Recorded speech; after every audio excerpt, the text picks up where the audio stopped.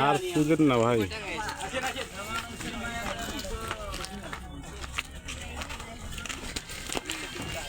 ওটি কোনটি হাফ ছিল যুক্তরাষ্ট্র না চলেন যাই। হাঁটেন হাঁটেন আস্তে আস্তে হাঁটেন নামেন বাড়াবাড়ি করা যাবে না বুঝলেন নামার সময় দৌড়ের পর নামি আর ওঠার সময় আস্তে আস্তে আগে এসে জুম ফেলায়